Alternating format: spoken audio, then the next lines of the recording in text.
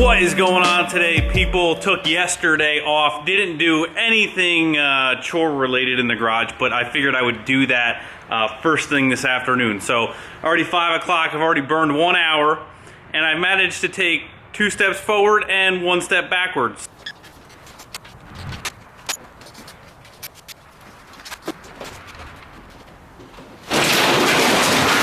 Okay, so as you can see, we tested out the weight rating on that stupid, silly little bench I had there. I even knew when I was doing it, I was like, man, I really don't think this thing's gonna take all this weight. But hey, go figure, in a hurry, didn't want to get the right stuff out, but is what it is. Most people might try and hide that. I don't care, it's real life, that's what happens. You know, you're too lazy to go get the ladder out and do it the right way, and you pay the consequences. So, key point, take the extra time, get the right tools out, get their ladder out. See if we can get these things to go on. Okay. Okay, that only took about 10 minutes of walking around the garage like a complete idiot. So we got both of the lights working now. Hopefully that helps out with some of the light. We did finally manage to successfully install the blinds. And I know what some of you may be thinking. You're like, Greg, just let people's comments go. It's no big deal, which usually I do.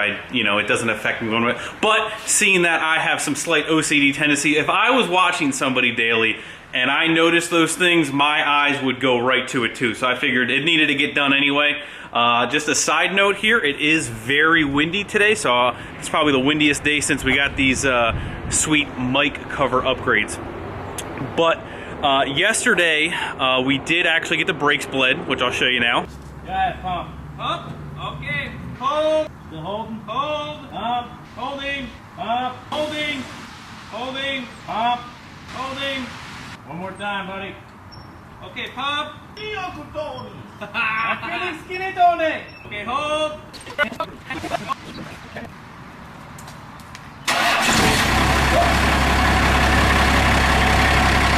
But fingers crossed that everything with the brakes is good until we drive it.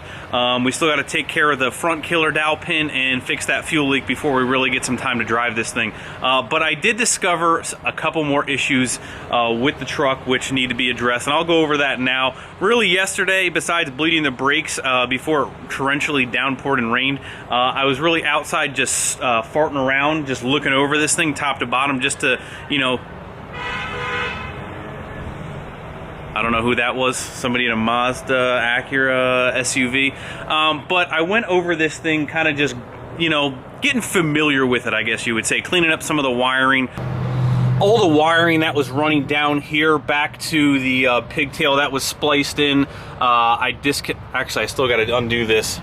Don't mind that, I still got to undo that. That's a, yeah, halfway ground that somebody did there, but I removed the plug that was inside the bed here. It was just done horribly.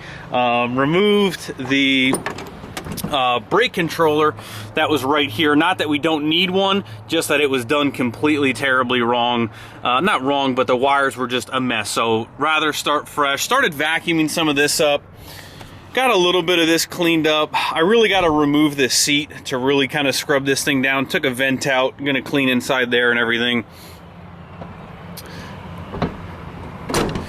Pretty much got all of the badging off yesterday as well. The only thing that was really needing to be done was the rest of this side. So I got that completely done. Now, there was some wires that were running alongside here, and that was actually for that brake controller, which we ended up removing.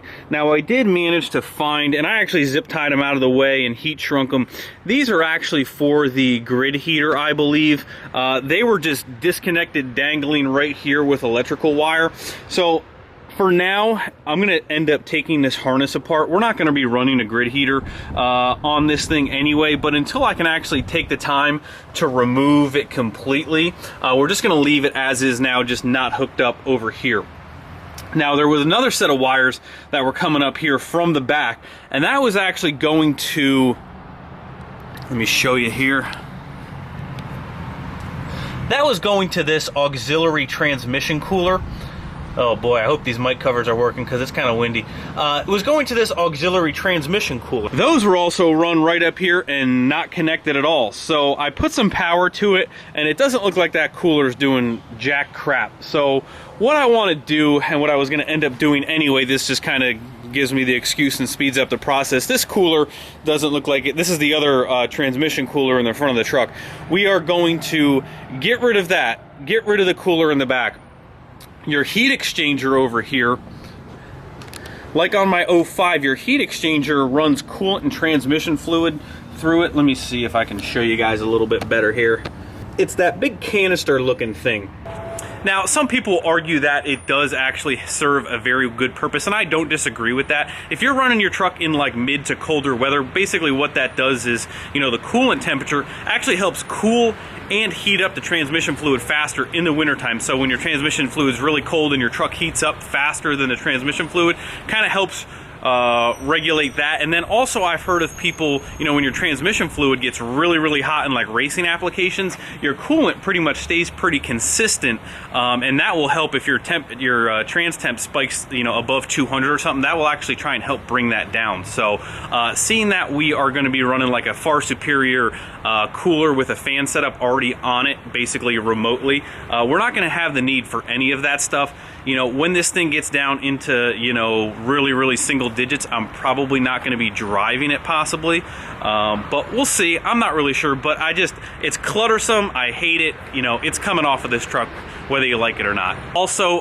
very bad negative to that cooler as well is when and if it goes bad, it mixes coolant with your transmission fluid, obviously. And if you have a built transmission, basically that coolant is going to wipe out all your clutches. So that's another negative to it as well. Okay, so before my battery dies here, the other thing that you may have noticed that is missing is all the air conditioning stuff.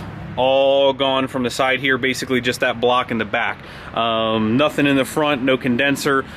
Basically, when we start taking this front end apart here, which I believe is what we're gonna end up doing today, we're gonna end up removing the compressor completely, changing the belt routing just a little bit. Other thing I noticed yesterday when we were starting it, it looks like the belt is shredded, and I can see when I went to go try and move the belt over, that tensioner is just completely wasted. So again, just one more thing we're gonna address when the whole front end comes apart. This thing is going to get a whole slew new of accessories. The other thing I really want to take care of right now is I'm going to start the truck up, and I'm going to clean everything off here and really try and pinpoint with some good light exactly where my fuel leak is coming from. So when the front end comes apart, we're going to end up taking this pump apart, or pump off I should say, and I really want to know where it's leaking. That way I'm not guessing when the pump is off the truck, not able to be ran. Alright guys, so as suspected, I thought it was basically that copper washer on the front of the pump right there against the case. It's having a hard time focusing on it, but right there you can see there's a copper washer and a nut on the front side of this pump. You guys can comment. I'm not exactly sure what it's for. The pump definitely probably has to come off of the case to get to that and replace that, so that's probably what's going to happen. It shouldn't be too bad when I have the front apart for the killer dowel pin, but I'll try and start the motor up then and run back out here so you guys can see it, but that's definitely where it's coming from.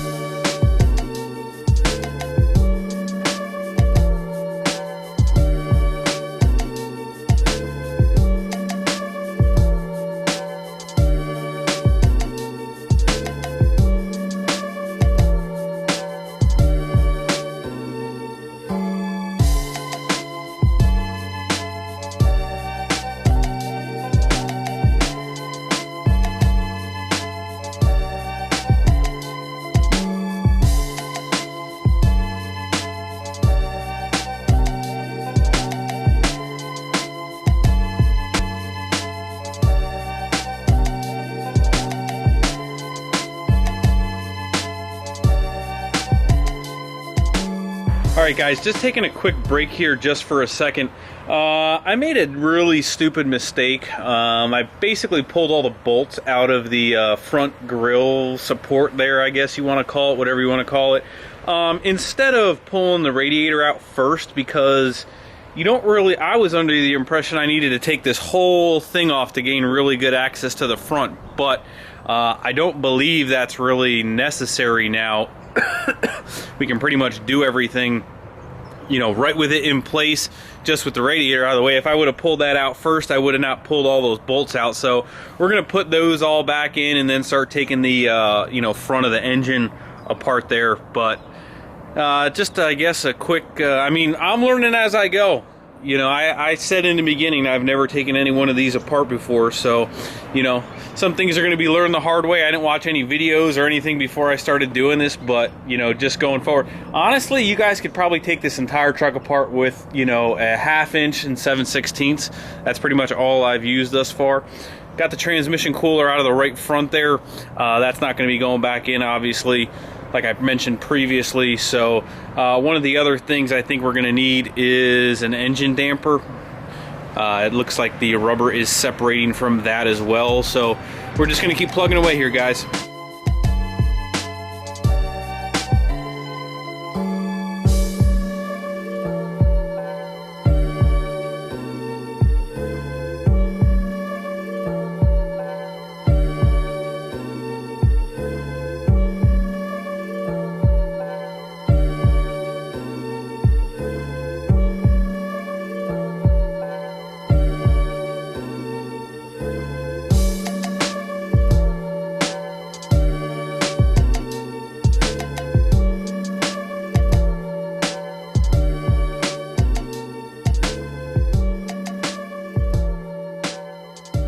Alright guys, we're just going to stop for a brief second here.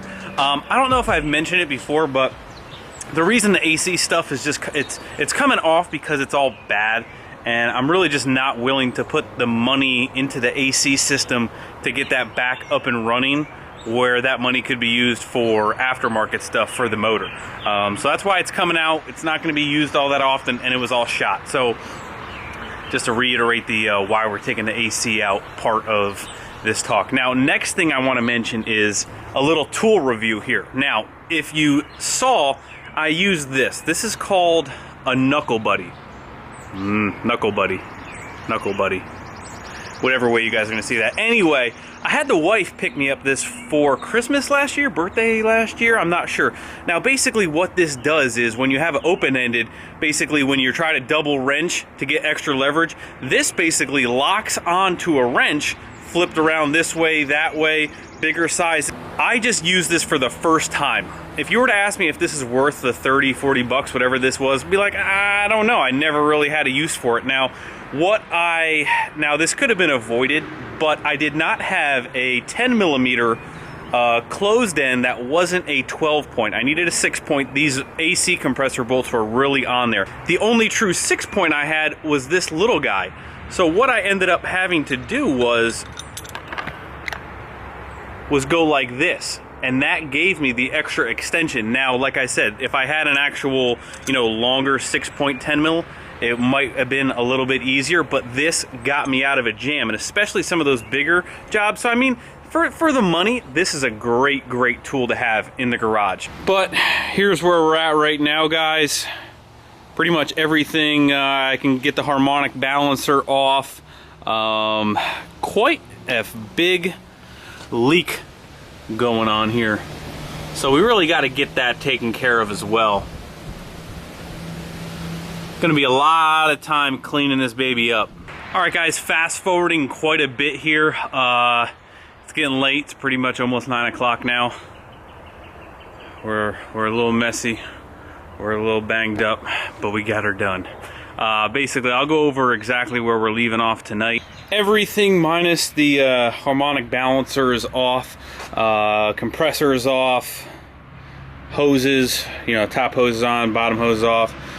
Basically took off the heat exchanger tonight, which took me way longer than expected. I'll show you guys exactly where it ties in.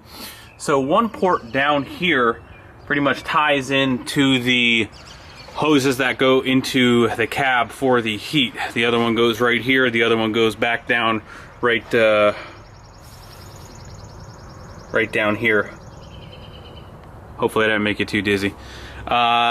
Basically, okay, so the heat exchanger tie, I'm sorry guys, heat exchanger ties into the other port down there, and then also threads in to this port right here on the side of the block, and you can see that's just pipe thread there. So we're gonna end up just plugging that off. I actually have another piece without that on the end of it for the other one, so I'm just gonna undo that, plug that other one in. Basically it's all deleted. We got the bare trans lines on the cooler for this side. You can see the tops of the transmission lines there. So those got to be basically just disconnected completely from the transmission. The bracket holding the heat exchanger was just a complete bare. There's bolts that were hiding up top and just took me way longer. So pretty much all the transmission lines are basically ready to come out except for the auxiliary cooler in the back, which I have not done yet. But we're getting closer. Got to come apart to come back together. So alrighty guys, wrapping up this video, just to recap here, the transmission fluid that came out of that thing looked more like motor oil. So I'm really glad that we're getting rid of all that stuff as well, because it gets rid of basically all of the fluid. Once we drop the pan, once we get all the coolers off completely, almost, I mean, there's still going to be fluid in the converter, but for the most part it'll be good to go. But whoever told me to get these new lights, I love you, and I also hate you, because now we have 10 times the amount of bugs, which it is what it is. I still love you, but we got new lights in here. It's a little more bright, that's for sure. Got that nice new blind behind us. But that's pretty much gonna wrap up this video, guys. Some progress, even though if it's a part progress, it's still progress. So get some more parts coming for this thing. You know, I really don't want it down too long, like I mentioned, but. So here's where she sits. But as always guys, thank you so much for watching. I will see you guys tomorrow. Make sure you hit the like button before you leave. Subscribe if you haven't already. I'll see you guys tomorrow.